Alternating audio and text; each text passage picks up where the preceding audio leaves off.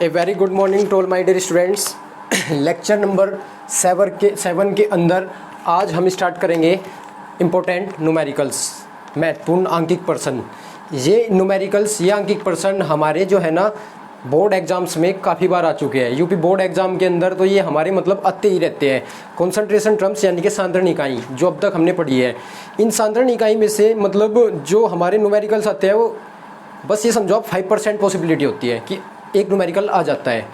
तो जो न्यूमेरिकल आज तक आए हुए हैं, लास्ट लेक्चर के अंदर मैंने आपको बिल्कुल फॉर्मूला बेस्ड न्यूमेरिकल कराई है, मतलब जो फॉर्मूले के आधार पर थे टोटली। अब जो न्यूमेरिकल मैं आपको कराऊंगा ये भी न्यूमेरिकल है, उनमें सभी न्यूमेरिकल आए हुए हैं। और ये जो न्यूमेरिकल है ये तो मतलब ऐसा है कि रिपीट होते ही रहते हैं। तो ये न्यूमेरिकल आप बिल्कुल रेडी करें। 6 न्यूमेरिकल है हमारे, 6 के 6 न्यूमेरिकल आप बिल्कुल पक्के कर लें। ओके स्टूडेंट्स, आज का लेक्चर हम स्टार्ट करते हैं पहले न्यूमेरिकल की सहायता से। हमारा पहला न्यूमेरिकल क्या है? 20% भार अनुसार W/W, 20% भार अनुसार KI का जलीय विलयन लिया गया है। KI का जलीय विलयन लिया गया है।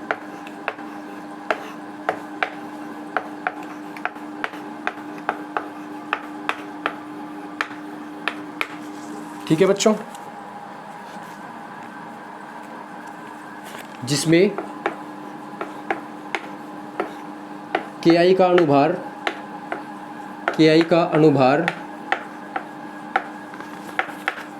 कितना है हमारा? 166 ग्राम पर मोल। तो विलयन की मोललता ज्ञात कीजिए। मोललता ज्ञात कीजिए।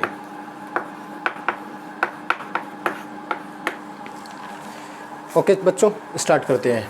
ये हमारा क्या है? पहला क्वेश्चन। हमें पहले क्वेश्चन के अंदर मोललता निकालनी है। एक जलीय विलयन है KI का। जलीय विलयन मतलब जिसमें विलायक कौन है? हमारा जल। जो चीज़ें आपको पता कर लगती है उसे आप नोट करें साथ साथ ही। विलायक कौन है हमारा? बताओ, विलायक कौन है? बताओ। हमारा विलायक है हमारा जल। अब विलय कौन होगा? जो उसमें कोई नाम दिया गया होगा क्वेश्चन के अंदर, वही हमारा विलय भी होता है। यही ट्रिक है बस। अगर जलीय विलयन बोला गया है ना तो उसके अंदर आपको कुछ ना कुछ फॉर्मूला या नाम दिया गया होगा। अब हमारे पास में KI है, पोटेशियम आयोडाइड। पोटेशियम आयोडाइड हमारा क्या होगा? विलय। ठीक है, अब देख लेते हैं। H2O का M0 कितना होता है? H2O का M0 कितना होता है? 18। H का रखा अणुभार, O क्या होता है? परमाणु भार। और ऑक्सीजन का क्या रखा? परमाणु भार। तो टोटल कितना है? M0 18 आ गया। KI का M0 उसने खुद दिया है। KI का अणुभार कितना दिया है उसने? 166। यूनिट में लिखता नहीं उसके पीछे। ओके, अब W चाहिए मुझे इन दोनों के। क्या चाहिए मुझे? इन दोनों के W। अब W कहाँ से निकलते हैं बच्चों, ये बताओ। 20% है ना। 20% भार अनुसार होने का क्या मतलब होता है? 20/100। अब 20 ग्राम विलय 100 ग्राम विलयन में है। 20 ग्राम विलय 100 ग्राम विलयन में है, तो विलायक बताओ कितना होगा? 100 ग्राम विलयन के अंदर 20 ग्राम तो विलय है, तो विलायक कितना होगा हमारा? 80 ग्राम। तो विलायक कितना होगा हमारा? 80 ग्राम। ऊपर वाला विलय के लिए होता है ना, तो विलय कितना होगा हमारा? 20 ग्राम। अब मोललता जब आपको निकालनी होती है तो मोललता निकालने के लिए W/M0 और कैपिटल W किलोग्राम में ये चाहिए ना। ये क्या है? विलय का भार। विलय का भार बताओ हमारा कितना है? 20 ग्राम। ये क्या है? विलय का मोलर द्रव्यमान। ये कितना है? 166। ये क्वेश्चन में इसलिए दिया गया था। और ये क्या है? विलायक का भार। विलायक का भार कितना है हमारा? 80 ग्राम। ये किलोग्राम में होना चाहिए। 80 ग्राम में रख देता हूँ। ऊपर कितने से मल्टीप्लाई करा लेते हैं? 1000 से। लास्ट प्रीवियस लेक्चर के अंदर मैंने आपको बताया था कि मैं आपको कैलकुलेशन नहीं कराऊंगा। उसका रीज़न भी मैंने उसी लेक्चर के अंदर बताया था। तो आप इसकी कैलकुलेशन कर सकते हैं। ये बहुत ही आसान प्रश्न है, बट ये प्रश्न जो है ना हमारा बहुत बार बोर्ड के पेपर के अंदर आ चुका है। कर लोगे ना आप? इसमें कोई प्रॉब्लम नहीं होगी। 20% आपको 2 मान पता लगते हैं। 2 मान आपको खुद ही भार से पता लग जाते हैं। और एक उसने खुद गिवन किया है, सीधा फॉर्मूले में रखा और आ गया। It is one of the easiest question. ये सबसे आसान था इन 6 के 6 प्रश्न में। वैसे अगर आप अच्छे से पढ़ते हो तो आसान यानी कि इजी और हार्ड आपके लिए कुछ नहीं होगा, बस आपको अच्छे से कॉन्सेप्ट समझ आना चाहिए। ओहो, ये क्वेश्चन जो है ना, क्वेश्चन नंबर 2, ये क्वेश्चन तो यूपी बोर्ड में या तो एमसीक्यू के थ्रू आता है, मल्टीपल चॉइस, या फिर क्या होता है 1 मार्क के अंदर आता है, बट ये क्वेश्चन रिपीट होता है बहुत बार। ये तो क्वेश्चन मतलब ये है कि आपको पूछ भी लिया जाता है, मौखिक रूप से भी कभी कभी वाइवा वाले भी पूछ लेते हैं क्वेश्चन। तो इसकी वैल्यू आपको जब इसका आंसर आएगा ना तो आपको डायरेक्ट भी याद रखनी है। तो मैं आपको क्वेश्चन बता देता हूँ क्या है। ये रहा यहाँ पे, शुद्ध जल की मोलरता ज्ञात कीजिए।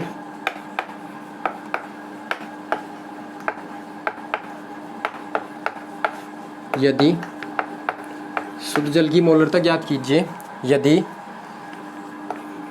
जल का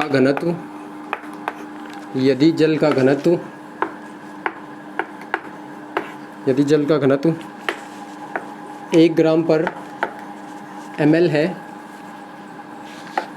या मतलब 1 ग्राम पर ml भी दिया हुआ है और किलोग्राम में भी दिया है, 1000 किलोग्राम पर मीटर क्यूब। ये हमारा जो वैल्यू है ना, है तो वैसे इनमें से एक से ही काम चल जाएगा। ग्राम पर ml CGS के अंदर है और ये MKS के अंदर है, मीटर किलोग्राम सेकंड। ठीक है, तो अब देख लेते हैं। शुद्ध जल की मोलरता ज्ञात कीजिए, मोलैरिटी ऑफ प्योर वाटर। शुद्ध जल की मोलरता वैसे मुझे डायरेक्ट याद रहती है, आपको भी याद रहनी चाहिए। जब हमारा बोर्ड का एग्जाम हुआ था ना, तो मेरे एक फ्रेंड था, उसने मेरे से पूछ ली थी डायरेक्ट ही कि आप देख, उसने मतलब चेक करने के लिए देखा था कि इसको याद भी है क्या, तो उसने मुझे बताई भी थी और वैसे मेरे याद भी थी ये उस समय। तो मतलब ये है कि ये क्वेश्चन मोस्टली रिपीट होता ही रहता है और ये हमारे एग्जाम के अंदर भी रिपीट हुआ था। फिर जब हम बाहर आए ना, तो हमने इसके बारे में डिटेल में बात की थी, कि हमने इसके डिस्कस किया था। देखते हैं मोलरता निकालने के लिए आपको क्या चाहिए बताओ। एम होती है ना मोलरता, N/V चाहिए। विलयन के एकांक आयतन में उपस्थित विलय के मोलों की संख्या, विलयन के एकांक आयतन में उपस्थित विलय के मोलों की संख्या उस विलयन की मोलरता कहलाती है। अब जब ये इसकी मोलरता है तो मुझे मोलरता निकालने के लिए क्या चाहिए, किसकी मोलरता निकाल रहा हूँ मैं, पहले बताओ। जल की, तो मुझे जल की मोल चाहिए और जल का ही क्या चाहिए, आयतन। ठीक है, मुझे मोलरता किसकी, विलयन की तो निकालनी ना। अब की बार हमें किसकी निकालनी, अगर हमें विलयन की निकालनी होती तो विलयन का आयतन लेते हम नीचे, बट ये हमें किसके लिए निकालनी है, जल की मोलरता निकालनी है। और जल की निकालनी है तो जल के मोल और जल के क्या चाहिए, जल का आयतन। अब मोल कैसे निकालते हैं मैं पहले ये बता देता हूँ। W/m0 किसके मोल निकालने हैं, H2O के। तो H2O का m0 कितना होगा ये बताओ, 18। ये तो मुझे सही से पता लग जाता है। W चाहिए मुझे, W का ही में होता है ये बताओ, W का ही में होता है ग्राम में। और 1 किलोग्राम कितना होता है, 1000 ग्राम। तो मैं यहाँ पे कितना रख लूँ, 1000 ग्राम। ये कितना आएगा हमारा कैलकुलेट होकर 55.56, 55.56। अब हमारा नीचे ml है या मीटर क्यूब है, मैं अपनी साइड से 1 तो एज्यूम कर सकता हूँ ना, 1 नीचे अपनी तरफ से एज्यूम कर लेता हूँ। तो माना जल का आयतन कितना मान लूँ बताओ, 1 लीटर हो, कितना हो, 1 लीटर। भाई स्टैंडर्ड 1 तो हम कहीं भी मान सकते हैं ना। जब हमने इसे 1 मान लिया तो मैं रख देता हूँ। मोल कितने हमारे बताओ, 55.56 अपॉन आयतन कितना है 1, तो ये कितना आएगा हमारा 55.56। यही वो मान है जो हमें डायरेक्ट याद होना चाहिए।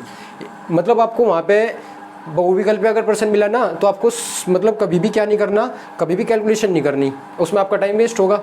आप इस हमेशा कैसे याद रखें, शुद्ध जल की मोलरता कितनी होती है, 55.56। याद एक बार रिवाइज करो, शुद्ध जल की मोलरता कितनी होती है, 55.56 होती है हमारी। ओके, तो इसमें आपको कोई प्रॉब्लम नहीं हुई होगी। ये तो कर लोगे आप, ये तो बिल्कुल छोटा सा क्वेश्चन है हमारा, ये इंपॉर्टेंट बहुत ज़्यादा है।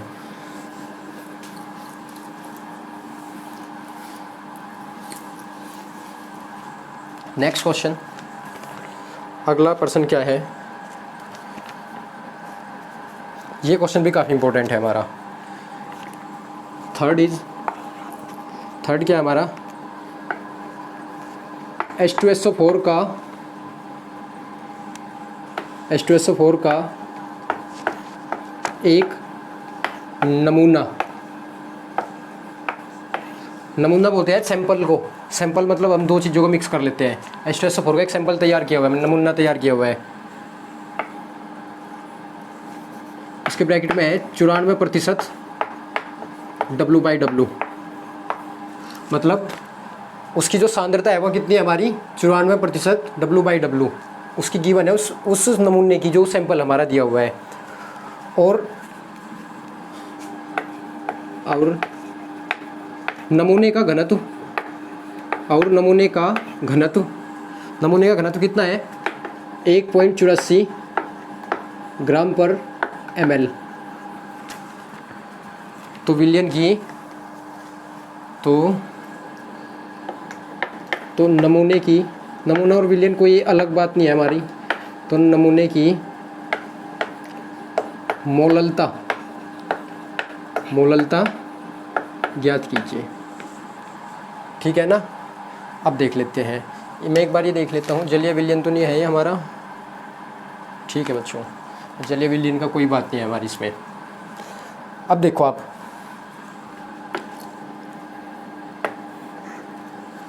ये है इस क्वेश्चन की असली ट्रिक। 94% प्रतिशत भार आयतन दिया हुआ है यहाँ पे, यहीं पर लॉजिक है इस क्वेश्चन का। अब बस यहीं से समझना होगा आपको। ये आपको क्या निकालनी है, मोललता। जब मोललता निकालनी होती है तो क्या चाहिए होता है, विलय का भार, विलय का मोलर द्रव्यमान और विलायक का किलोग्राम में भार, ये तीन चाहिए आपको। अब 94% W/V का क्या मतलब है, मैं प्रतिशत को हटाऊँ यहाँ से, 94/100 लिख लूँ। ये क्या हमारा विलय का भार, बताओ विलय का भार कितना है हमारा 94 ग्राम। कोई प्रॉब्लम आपको इसमें। ये नीचे वाली टर्म किसके लिए होती है, विलयन के लिए। बताओ विलयन का आयतन कितना है, बताओ हमारा 100। अभी आपको समझना होगा ml है लीटर है, मैं बता देता हूँ। प्रतिशत W/V जब हमने पढ़ी थी, प्रतिशत भार आयतन सांद्रता, तो मैंने आपको इसकी इकाई लिखवाई थी ग्राम पर ml। क्या लिखवाई थी, ग्राम पर ml। भार का ही होना चाहिए ग्राम में और आयतन का ही होना चाहिए ml में। Okay, no problem. आगे, अब इस नमूने की घनत्व भी दिया गया है। नमूना मतलब विलयन का घनत्व बताओ कितना है हमारा घनत्व 1.84 ग्राम पर ml। विलयन के बारे में आपके पास दो चीज़ें हैं, विलयन का आयतन और घनत्व। अब घनत्व बराबर भार बटे आयतन होता है क्या, बताओ। घनत्व बराबर भार बटे आयतन। अगर मैं विलयन का भार निकालना चाहूँ, विलयन का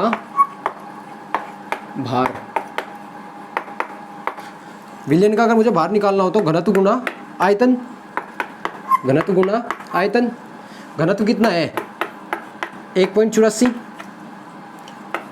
और आयतन कितना है हमारा 100। ये भी ml में है, ये भी ml में है, तो चेंज भी करने की जरूरत नहीं है। अगर ये लीटर में होता है ना, अगर ये कहीं में होता है हमारा लीटर में होता है, तो हमें चेंज करने की रिक्वायरमेंट होती। अभी हमें चेंज भी नहीं करना। ये कितना आ जाएगा हमारा 184। अब ये क्या है, भार, और भार कहीं में आता है ग्राम में। अभी आपके पास में विलयन का भार है कितना 184 ग्राम। विलय का भार कितना है 94 ग्राम। 184 ग्राम विलयन के अंदर 94 ग्राम विलय है हमारा, तो विलायक का भार कितना होगा, बताओ। 184 माइनस 94, ये कितना आएगा हमारा 90 ग्राम। अब मैं सारी चीज़ें रखता हूँ।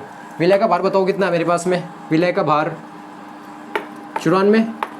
विलय का मोलर द्रव्यमान बताओ कितना हमारा, विलय का मोलर द्रव्यमान। अब इसमें देखो कोई चीज़ नहीं है, बस एक H2SO4 का नाम है। जलीय विलयन होता तो विलायक वगैरह पहचान करने की जरूरत नहीं पड़ती हमें, बट इसमें तो कुछ है ही नहीं, एक ही नाम है, बस H2SO4। अब जब H2SO4 है तो H2SO4 का मोलर द्रव्यमान कितना होता है 98 मल्टीप्लाई यहाँ किसका भार, विलायक का भार कितना है हमारा 90 ग्राम, बट यहाँ पे कहीं में रखना है किलोग्राम में, ये ग्राम में है, तो मैं कितने से मल्टीप्लाई करा लूँगा 1000 से, तो मेरी क्या निकल जाएगी मोललता। ठीक है ना। घनत्व क्यों दिया गया है? घनत्व इसलिए दिया गया है ताकि हम घनत्व की सहायता से विलयन का भार निकाल लें, और जैसे विलयन का भार निकल जाएगा तो विलायक का भार आ जाएगा।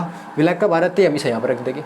तो विलायक के भार के लिए हमें घनत्व दिया गया था, और इसी के लिए W/V लगाया गया था, क्योंकि V की सहायता से, V की और D की सहायता से हमें भार मिलता है। तो ठीक है ना, ये क्वेश्चन थोड़ा लॉजिकल था इस V की वजह से। आपको V को थोड़ा अच्छे से समझना होगा, तो इसमें भी आपको बच्चों कोई प्रॉब्लम नहीं होगी। ठीक है ना, आप ये क्वेश्चन यहाँ तक कर सकते हो। क्वेश्चन की प्रैक्टिस आप कंटिन्यू करते रहिए।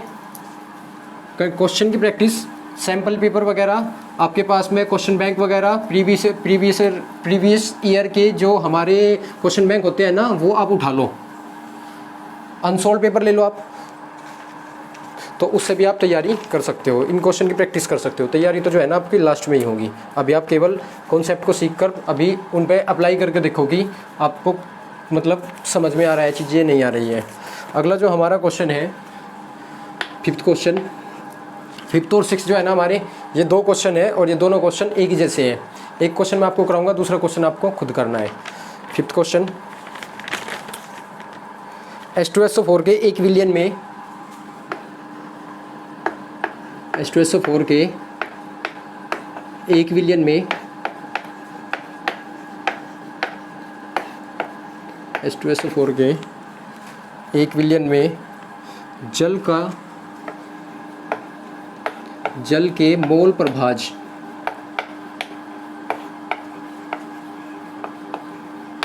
0.85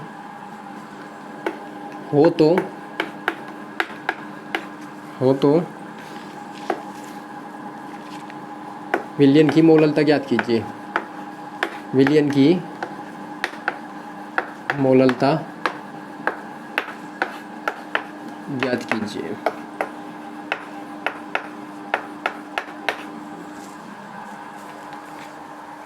देखो बच्चों, 2 के नाम है इसमें हमारे पास में, H2SO4 के और जल के।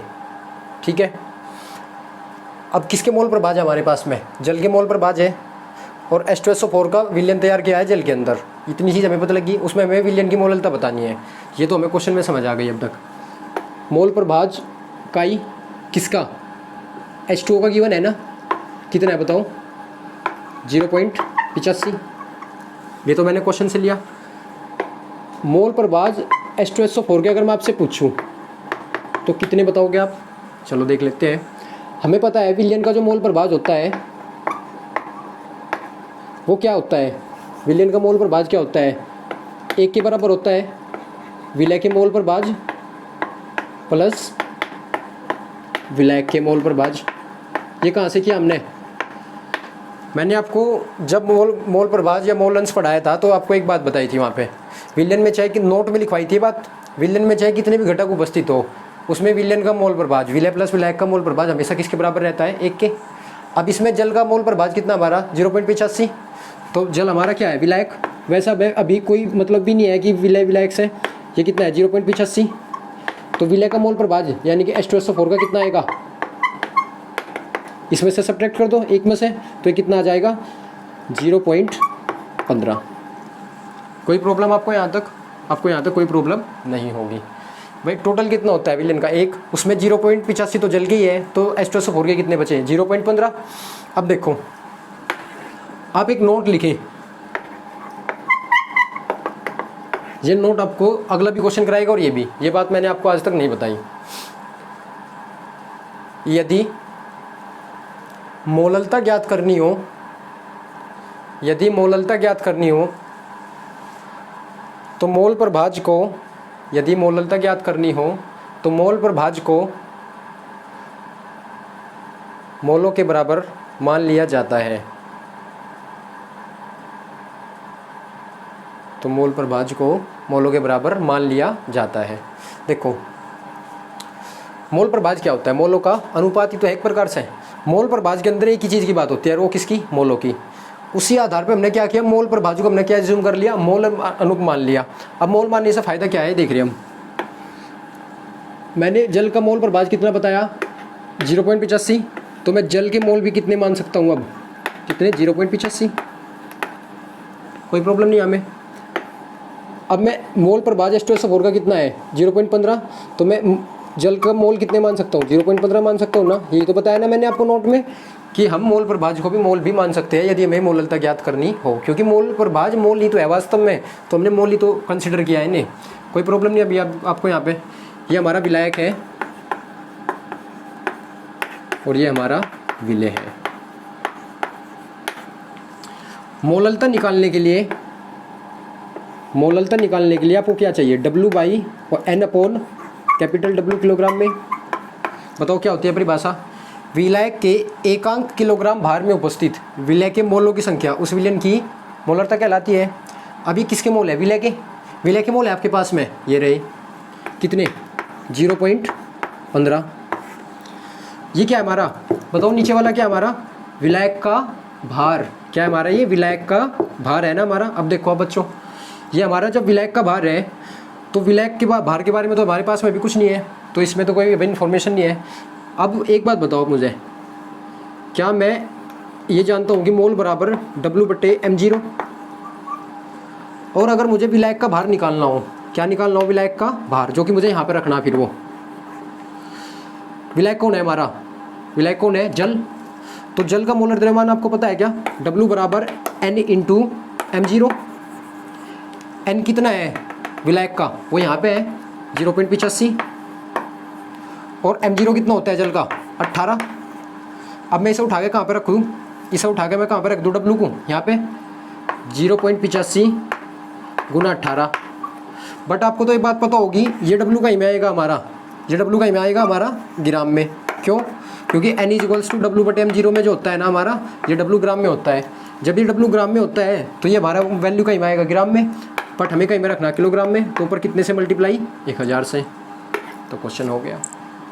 क्या ट्रिक थी बच्चों बताओ, मोल प्रभाज को मोल मानना था आपको। जैसे आपने मोल प्रभाज को मोल मानना, मोल मान दिया आपने, एक मान तो रख दिया, दूसरा मान आपको अभी पता नहीं लगा, बट आपने मोल की सहायता से, उसके मोल की सहायता से फिर उसका भार भी निकाल लिया और फिर वापस रख दिया यहाँ पे। तो ये क्वेश्चन भी हमारा हो गया। कर लोगे ना, ये क्वेश्चन भी आप कर सकते हो। एक छोटी सी ट्रिक एक क्वेश्चन को हमेशा क्लियर कराती है। ट्रिक मतलब उसका जो लॉजिक है, ट्रिक तो वैसे शॉर्टकट होता है बट मतलब जो उसका लॉजिक है। नेक्स्ट क्वेश्चन, लास्ट क्वेश्चन भी होगा, ये आपको करना है।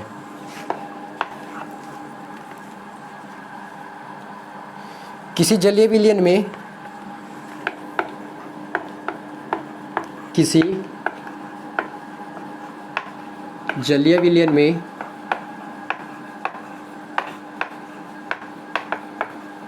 विलायक का मोल प्रभाज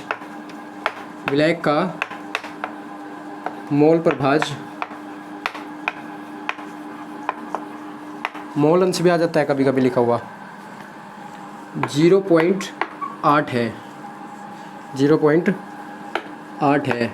तो विलयन की मोललता ज्ञात कीजिए। और बाद में जल का m0 भी दिया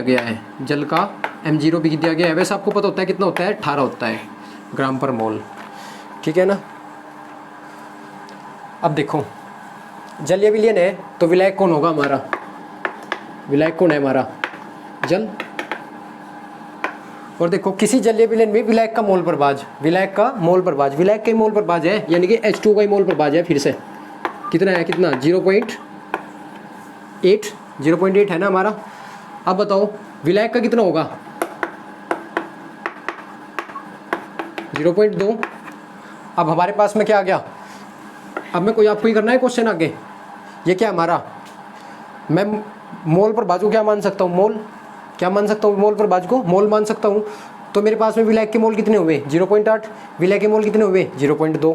मैं N/W में रख दूंगा। N क्या है हमारा 0.2, N क्या है हमारा N। एक मिनट चेक करते हैं, सॉरी ये विलायक के लिए, विलेय के लिए है ये किसके लिए हमारा विलेय के लिए। विलेय के मोल प्रभाज, तो विलेय के मोल भी मान सकता हूँ मैं कितने 0.2 ही हो गया हमारे। तो मैं मोलरता में N upon capital W kilogram वाली बात। अब N का है हमारे विलेय के, ये रहे, इसका भार लाना है मुझे। इसमें हमें किसकी मल्टीप्लाई करानी होगी, इसके मोल में कहीं से मल्टीप्लाई करानी होगी हमें बताओ इसके मोलर मास से, जैसा मैंने लास्ट क्वेश्चन में किया था, और से यहाँ पर रखना और 1000 से फिर मल्टीप्लाई करा देंगे। तो ये क्वेश्चन भी आपके लिए बिल्कुल उसी के जैसा है। ये क्वेश्चन आप कंप्लीट खुद ही करेंगे और उन सभी क्वेश्चंस की कैलकुलेशन भी आपको कर लेनी है। कैलकुलेशंस हमेशा आपका हिस्सा होगा और क्वेश्चन को समझाना और क्वेश्चन की मतलब कंडीशंस मुझे बतानी होगी। ओके स्टूडेंट्स, आप यहाँ तक का कवर करें। लेक्चर नंबर 7 के अंदर हमने कवर किया है सांद्रण इकाई के अंकिक प्रश्न, वो भी महत्वपूर्ण प्रश्न है हमारे, ये यूपी बोर्ड के अंदर आते ही है अगर सांद्रण इकाई से प्रश्न आते हैं। अब नेक्स्ट लेक्चर के अंदर हम क्या कवर करेंगे, अनुसंख्यक गुण। अनुसंख्यक गुण जो इस चैप्टर का मोस्ट इंपॉर्टेंट टॉपिक है, उसके बिना कोई भी क्वेश्चन बोर्ड के एग्जाम में नहीं आता। या ये समझो कि बोर्ड का एग्जाम, यूपी बोर्ड का एग्जाम कभी भी अनुसंख्यक गुण के बिना नहीं बन सकता। तो आप यहाँ तक कवर करें। अगर आपको वीडियो पसंद आई है तो वीडियो को लाइक करें और चैनल को सब्सक्राइब करें। Thank you.